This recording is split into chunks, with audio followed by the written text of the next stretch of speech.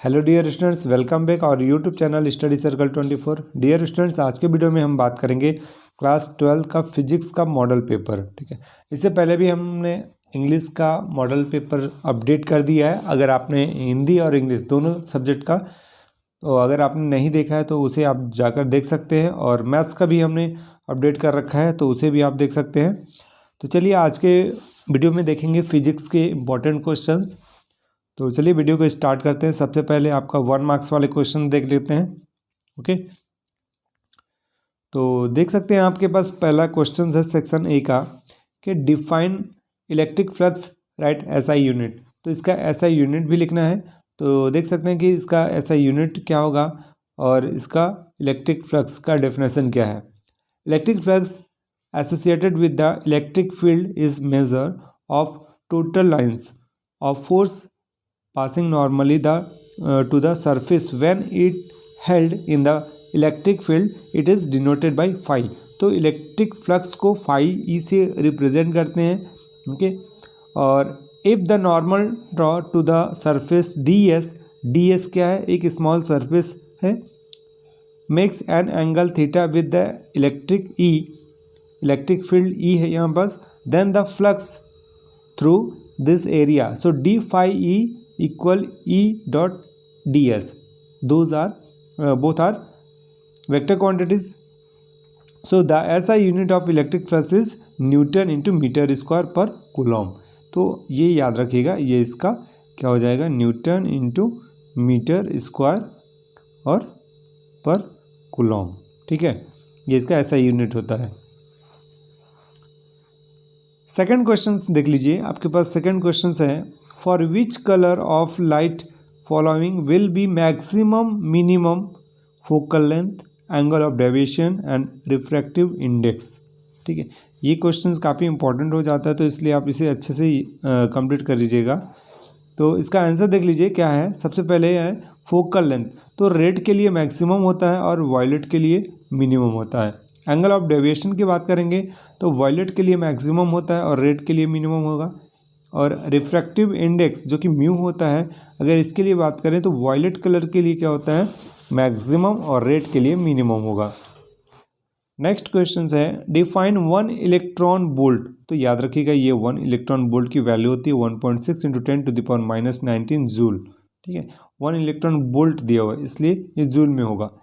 Okay, it is amount of energy is gained by the charge of single electron moving across an electric potential difference of 1 volt।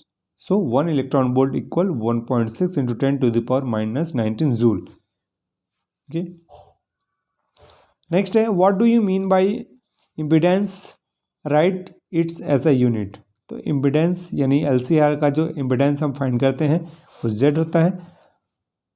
The opposition offered by the combination of any to either resistor, capacitor or inductor or by all the three to the AC is called impedance। It is denoted by Z। So SI unit, because Z is by comparing to Ohm's law, so resistance, R is a resistance, so unit of resistance ohm।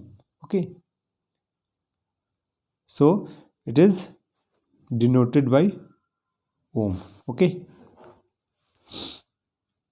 next is write the names of any two statics semiconductors। What will happen if arsenic is doped in it? So answer is germanium, silicon and n type semiconductor will be formed। Next question solve करेंगे आप section B से। ठीक है, तो देख सकते हैं आप यहाँ पास जो क्वेश्चंस हैं उसे आप अच्छे से देख लीजिए, नोट कर लीजिए, और उसके इन क्वेश्चंस के सारे क्योंकि ये इंपॉर्टेंट क्वेश्चंस है तो आप इनका प्रैक्टिस कीजिए। और जिन भी क्वेश्चंस में अगर आपको डाउट होता है तो आप वीडियो के कमेंट सेक्शन में कमेंट कीजिएगा। नेक्स्ट वीडियो में हम उस क्वेश्चन को डिटेल से आपको क्लियर बता देंगे, समझा देंगे। ओके,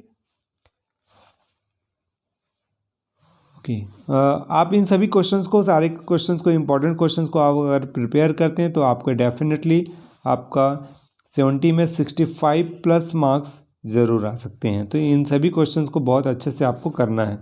देखिए ये डिफरेंस है ईएमएफ और पोटेंशियल डिफरेंस में। फिर इसके बाद देख सकते हैं आप derive an expression for work done rotating magnet in a magnetic field and potential energy of magnet. तो ये मैग्नेट के लिए है ना, मैग्नेटिक फील्ड के फाइंड करने के लिए मोमेंटम ऑफ टॉर्क फाइंड कर रहे हो आप। नेक्स्ट फिर आप देख लेंगे ये डेरिवेशन है, एक शॉर्ट डेरिवेशन है, ठीक है, जो कि 3 मार्क्स में आता है। फिर इसके बाद देख सकते हैं ये गेट के क्वेश्चन है, ये आपके पास एक गेट गिवन रहेगा, इसका ट्रूथ टेबल फाइंड करना है। ओके, ये 3 मार्क्स में आता है।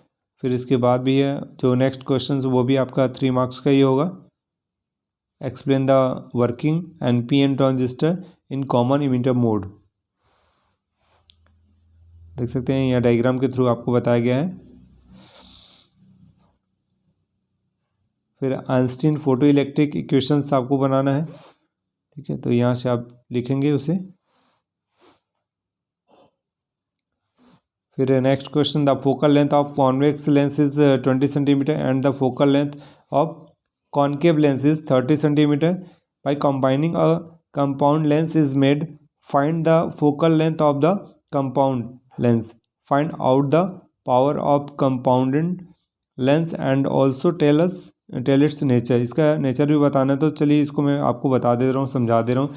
सबसे पहले अगर देखें तो F1 की वैल्यू फर्स्ट फोकस गिवन है और सेकंड फोकस भी गिवन है, ठीक है।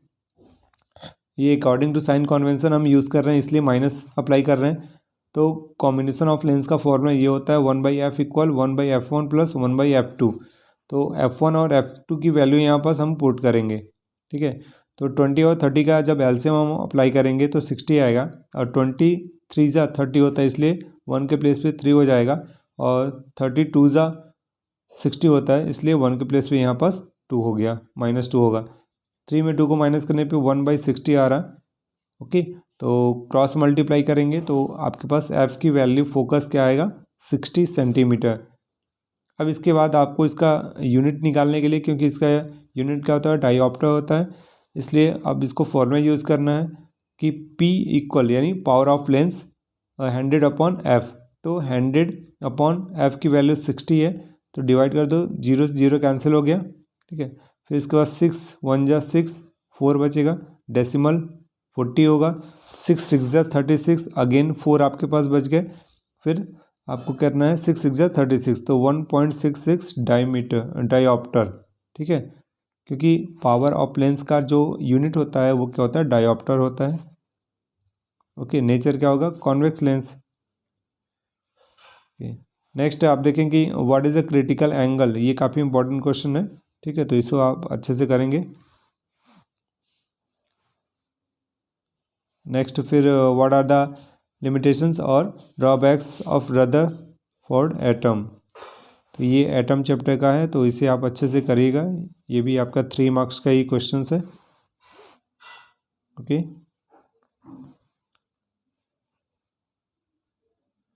इन सारे क्वेश्चंस को आप बहुत अच्छे से क्लियर आप समझ लीजिए और इनको आपको सॉल्व भी करना है। ये न्यूक्लियस का ये क्वेश्चंस है, न्यूक्लियर चैप्टर का। अब देखिए जो नेक्स्ट सेक्शन होगा आपका सेक्शन डी, जिसमें कि 1 क्वेश्चंस होंगे और ये 4 मार्क्स के क्वेश्चंस होंगे। तो ये आपको क्वेश्चन को समझ के आपको according to concept, according to जो थ्योरी है उसका प्रिंसिपल है, उसके अकॉर्डिंग आपको यहाँ इसके आंसर रिप्लाई करने हैं, रिटर्न करने होंगे आपको। ओके, अब इसके बाद जो सेक्शन ई देखेंगे 5 मार्क्स के क्वेश्चंस होंगे। तो जो कि फर्स्ट क्वेश्चंस आप यहाँ से देख सकते हैं, इसका फर्स्ट क्वेश्चंस आपको मिलेगा।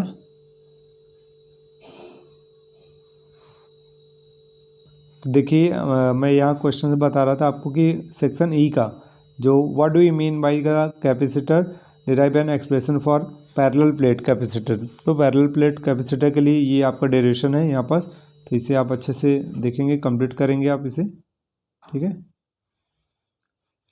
ये डेरिवेशन रहा। ये 5 मार्क्स में है। 5 मार्क्स के आपके पास 3 क्वेश्चंस है और इसी का और में क्वेश्चंस ये आपका एनर्जी लॉसेस के लिए मिलेगा।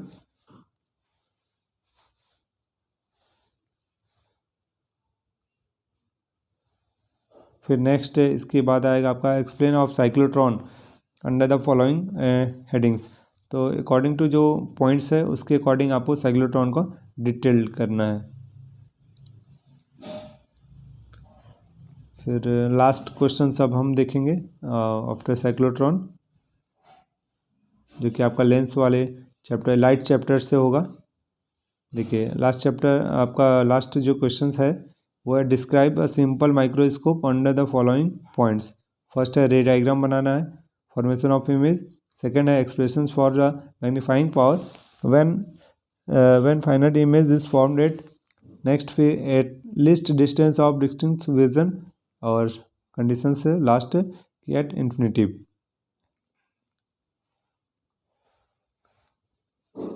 तो ये आप डायग्राम भी ड्रॉ करके इसके बाद इसका एक्सप्लेनेशन भी आपको देना है। फिर टेलीस्कोप इसका और का क्वेश्चन है, उसी में जो और वाला क्वेश्चन है टेलीस्कोप के बारे में बताना है आपको।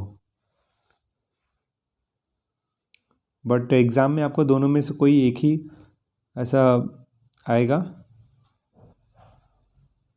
या कंपाउंड माइक्रोस्कोप के लिए आता है या फिर टेलीस्कोप के लिए या सिंपल माइक्रोस्कोप।